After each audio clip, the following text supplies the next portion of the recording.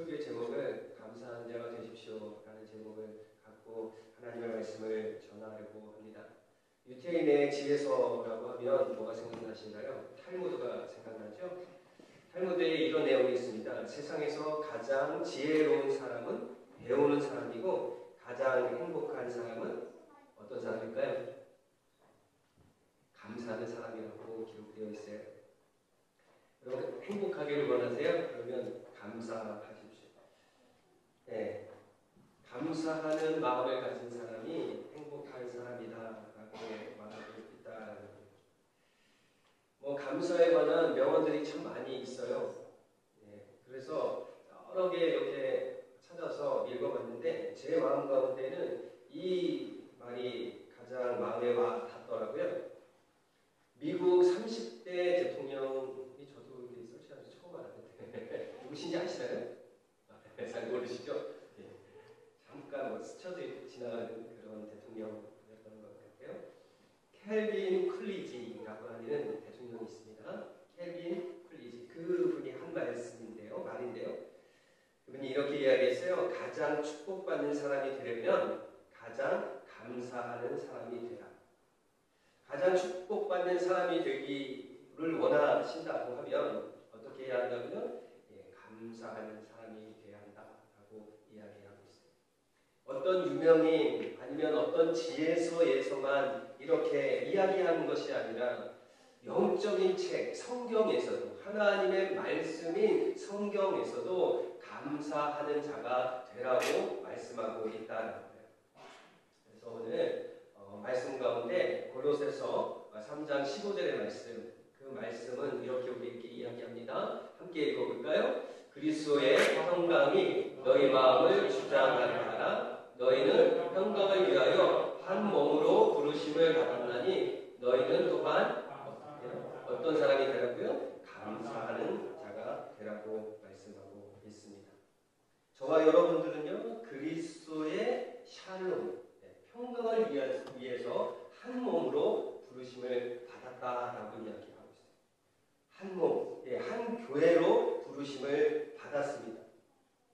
그런데요, 그 평강, 그 샬롬을 유지하려면 여러분 무엇이 필요하다고 생각하십니까?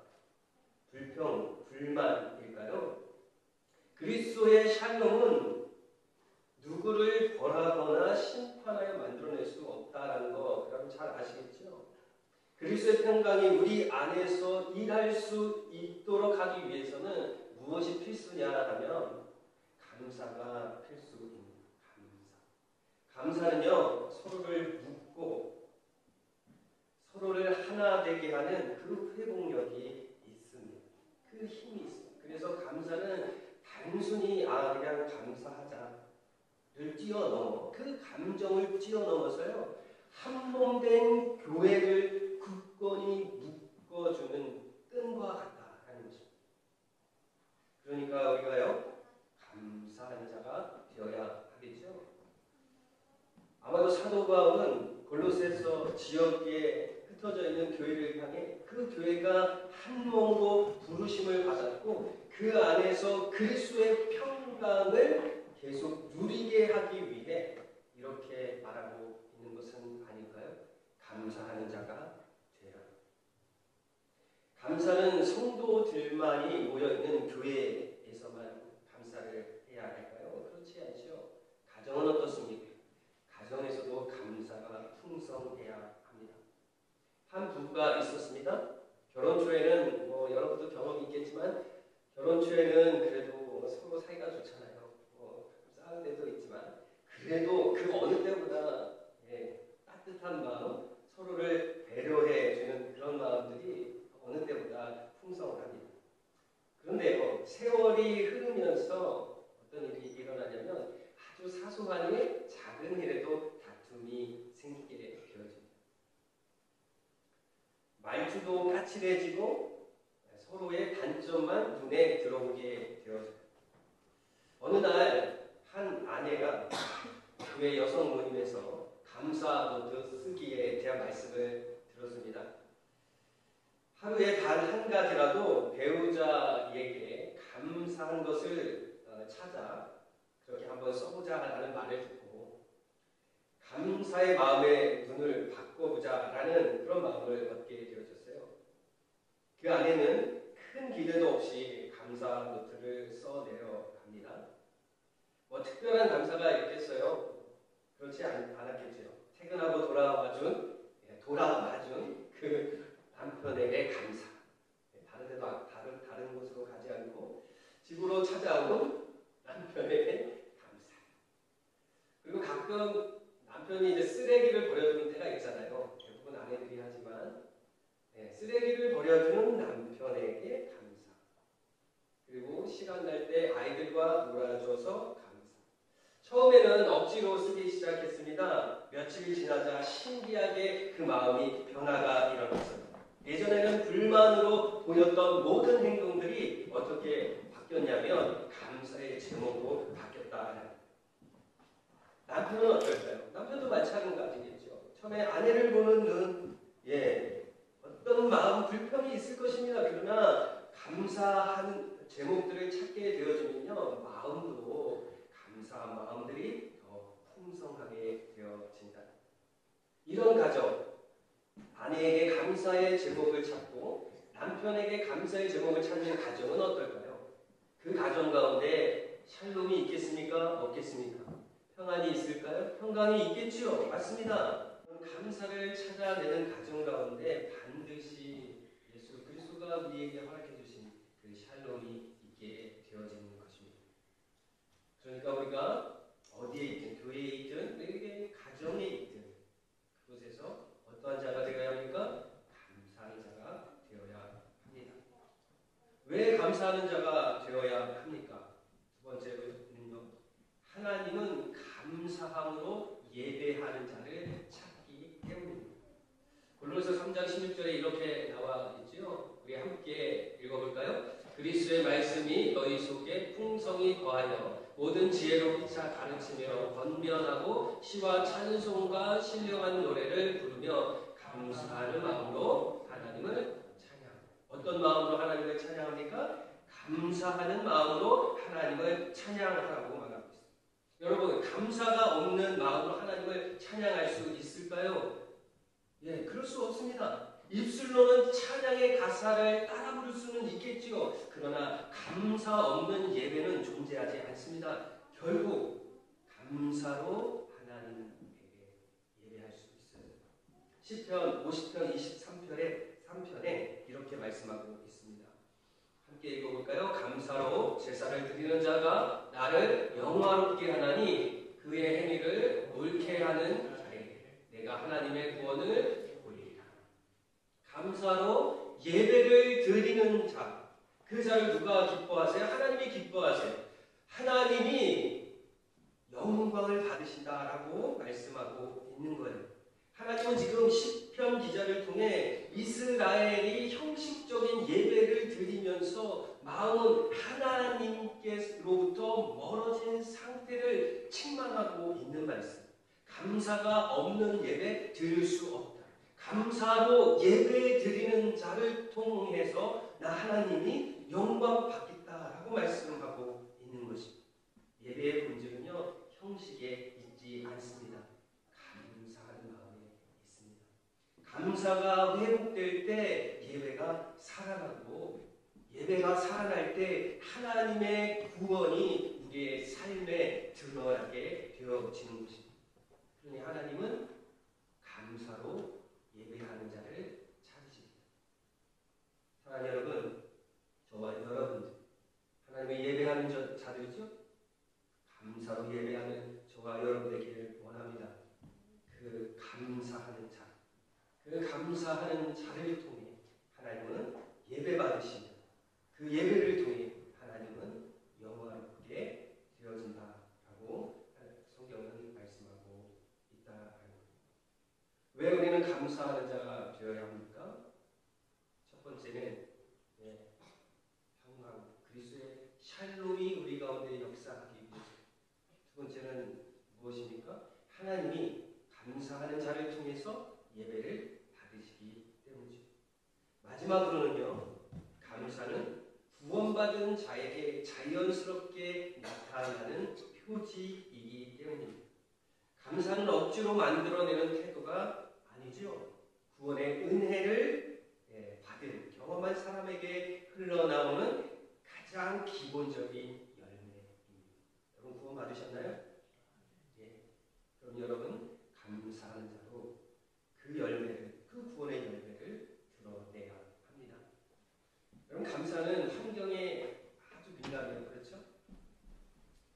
조그만 싫은 소리를 들어도 감사가 사라지죠.